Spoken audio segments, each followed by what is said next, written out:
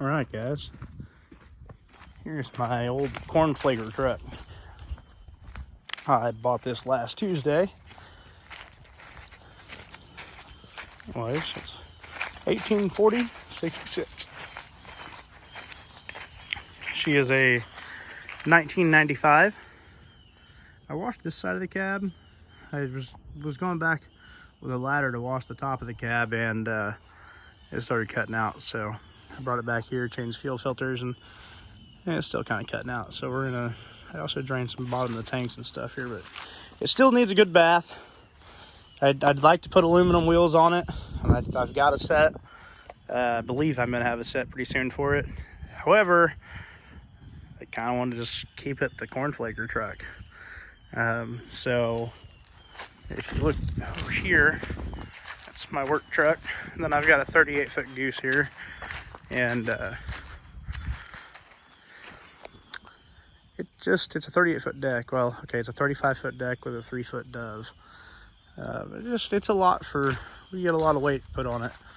The truck and trailer with the 3/4 ton is, that truck, it's like 15.7 with the dually, or that dually back there, it's like 16.1, 16.2, something like that. So I bought this truck with the idea of using it local. Put a gooseneck hitch on it, or a gooseneck adapter on a fifth wheel adapter on my gooseneck. It's got an N14 Cummins. It's got a 7-speed Road Rager transmission. It is an air ride truck from the factory. So, and the rear ends are like 2.03, something like that. I can show you guys that here in a little bit. So right now, this latch was stuck. I got the latch free, but the lines broke on the cab. I cut into the line, actually getting the latch undone. And then, because the bolts are stuck, it's really not rusty or anything, but it started fighting me tooth and nail. So now I've got a fitting back there I've got to fix before I can get the cab jacked up. And I'm a pretty big boy, so climbing underneath this truck is not exactly the easiest thing. So like I said, my plans with it are just get it up in tip-top shape. So I'm going to drain the tanks. I think the next step is drain the fuel tanks completely, even though they're half full fuel. Start checking the fuel lines, making sure they're not deteriorated or anything like that. And then from there's a screen up on the injection pump. I believe I'm going to check that, clean it. And then if I can get it going good again, because it was running really good, get her going nice and decent again, I'm going to take it back to the car wash, and I would like to just really get it washed up. I mean, just the nostalgia of this truck for me. I'm a third-time generation truck driver.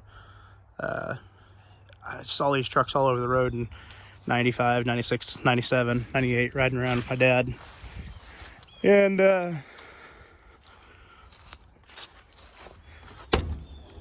so I got home and I cleaned the interior quite a bit. I know it doesn't seem like it. I was more de-mousifying the interior. Let's go on up in here. Sorry for the bad view right now. So that is from me working on my back and shimmying on my back, and because I did clean it and had it all vacuumed up. And I cleaned the glass. See, it's pretty bad. But I vacuumed all of the bed and everything in here, all the rat poo out, took all the plastic out and stuff, and vacuumed it. So it does have Jake brakes, it does have cruise control. It's got no miles on it. It's a low mileage vehicle for sure. But it's gonna have some air leaks and stuff. I can't get there. The first issue I was having is the rear suspension would not air up, so I was working on that. And then that tells you the rear end. See, it's a 3.21 for your ratio. And that's just pretty much everything about it right there. Got a picture. But I guess we can turn it on here. The annoying buzzers fired up for you guys.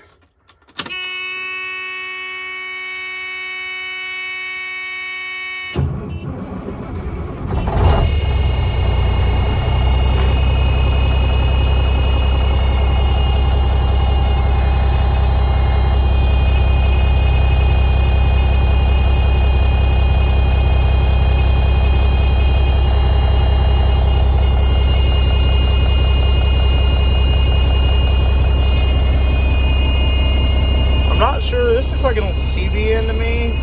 I'm not sure if they cut it out, if the rats ate it. I do have a CB. I forgot about that. I'll put the CB back in here. Someone took the radio, so I'm not sure. I think that's where the CB goes. I don't know, maybe this truck didn't even have a radio, but it had speakers. So, or did it? Make your cab lights wiring. Huh. So, this dome light does not work. I need to get a bulb for it. And the headlight over here on this side does not work. I need to get a bulb for it. And then the interior back here. It's kind of starting to sputter now. Oh, I get sputtered one time there. I mean, it probably won't die out, but...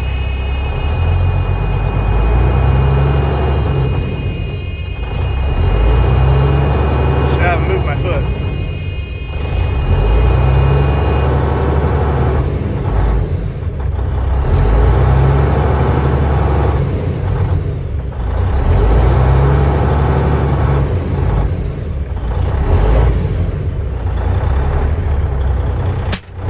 Whoops, that fell shut. It does have power window. It could normally use some help going up, but you know, needs greased. It's got a diff lock. That's how it's able to drive out of its holes. So, pretty base in some ways and kind of surprising in others. It's got an air ride cab. It's got an air ride rear suspension. It needs all new bags on the cab at least. The suspension, I don't know yet. I think it needs a proportioning valve, so from sitting. So once we get her all nice and cleaned up, gone through, I'm just gonna pretty much keep it original. It's got dual air ride seats, and man, they have no wear on them really. I think you got a mud dauber's nest in the horn, maybe. But yeah, that's my corn flaker truck.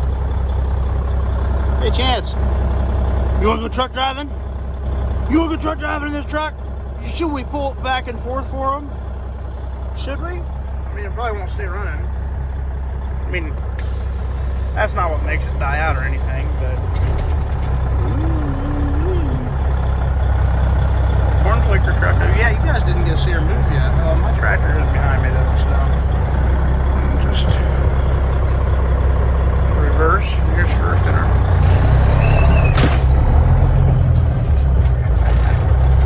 May have been third hill, I don't know. It's got a real tight shift in 7-speed, so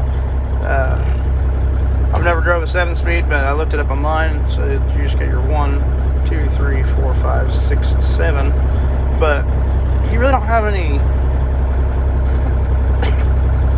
That's all the way over and down. That's first, second, third, fourth, fifth.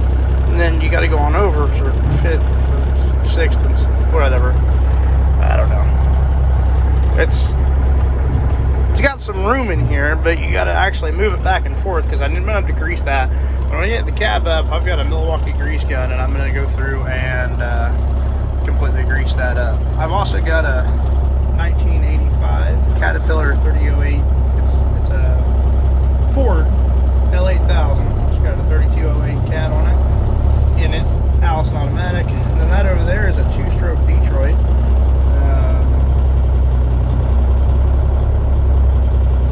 671 with a 10-speed front Ranger transmission in it. Also air brakes and stuff. So, and over there we got GTOs, we got Corvettes, got a lot of projects, but This is it. This is gonna be the first project, I think, for everybody's viewing pleasure on the Cabover. I did a really good job cleaning. She's kind of surging right now, so I'm gonna guess air in the fuel, or I'm gonna go through the fuel system after setting, put all new fuel lines on it, and put some new fuel in her. She's good sounding in 14 though. I'm gonna be real happy with her. I mean, good sounding as far as not its running condition like it is, but she said goodnight, guys. She's ready for a nappy nap. So that's her. Let's go ahead and hop on out of here real quick.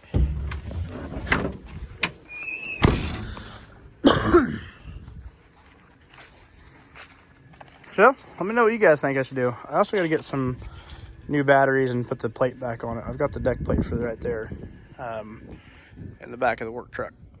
So my batteries don't fit down in there nice enough. So yeah, that's gonna be probably step. I hate to spend $500 on batteries. I've got two good ones over there. Might put them in here, and then one of them in here is a good one. I mean, they're all good. They just don't fit right.